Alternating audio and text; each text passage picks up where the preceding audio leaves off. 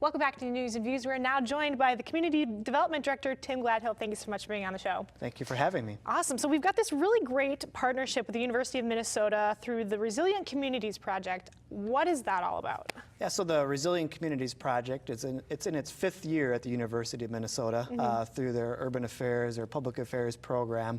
And they choose a community partner, one community each year, to partner up on projects for that community and match it with several programs or classes at the University of Minnesota, whether it be planning, civil engineering, or any topic, any academic program that the university offers, and helps match us up with several hundred students to help us achieve some of the initiatives of our strategic plan, of our comprehensive plan. Okay. So we've outlined approximately 17 projects in those various plans that we need some assistance with and that will supplement our staff and research, data analysis, and really some of that really exciting work that we need to do to get some of these initiatives off the ground. So we're excited for that opportunity over the next academic year to work with that team. Fantastic. So it's taking resources that the University of Minnesota has and partnering them with the projects that Ramsey has, like you said, right? So are they taking students that are studying like maybe city planning or parks issues and then bringing them into Ramsey, right?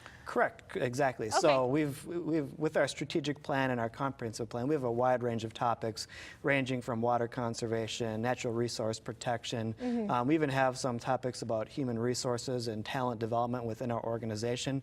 And it's a wide variety of any academic programs that the students are in that we can match with our initiatives too. So in the coming months, we'll be working with that program to actually do the matches with the coursework and the professors and the students that we'll be working with this fall. Oh, that's fantastic that, these students get these hands-on working in a real community with real people to make real improvement. And it's so great to see. Right. It's exciting for us, too, that we get some innovative strategies, too, to get through some of the policy issues that have been standing out there for some time. Definitely. Fantastic. So you did mention there's an update to the comprehensive plan. Can you talk a little bit more about that? Yeah, our comprehensive plan is really our 20-year land use vision, whether, where are our future residential neighborhoods and business districts going to be located, what are areas that are going to remain in their current character, what resources are we going to protect.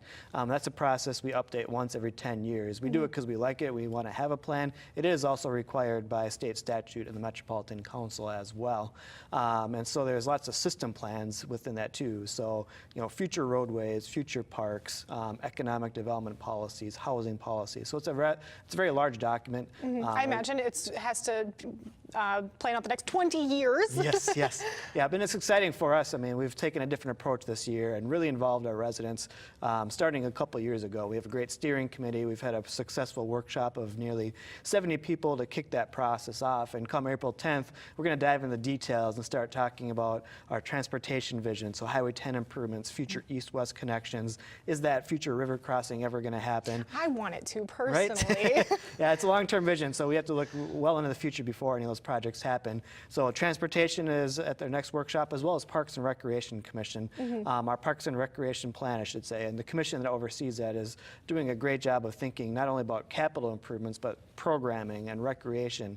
And so we're taking what is a plan today and really making that more a robust document. That's one of those plans that we're most excited to dive into. And I know our parks team and our community has identified it as a major priority to have a nice plan for parks moving forward. Definitely. So you said this is a pretty long document, but if people, does the community have access to this document? Can they see kind of where you guys are at? Is there like an online website you guys have for this? Yeah, so we got a couple resources they can go to, cityoframsey.com/Ramsey2040, 2040 being the year that the plan will go out to. Right. And then the more exciting piece for the participants so far has been our new Facebook page. Oh, okay. Facebook.com/Ramsey2040. So it's a little bit more interactive. So there's photos on there. There's opportunities to give us feedback about what you feel we want in our community in the future. Of course, and I'm sure that we will be covering a variety of meetings and talking about this comprehensive plan update. So, and just comprehensive plan in general. So I'm looking forward to these next 20 years to see what happens in Ramsey. Yeah, we're excited for the remainder of the year to see what that content looks like and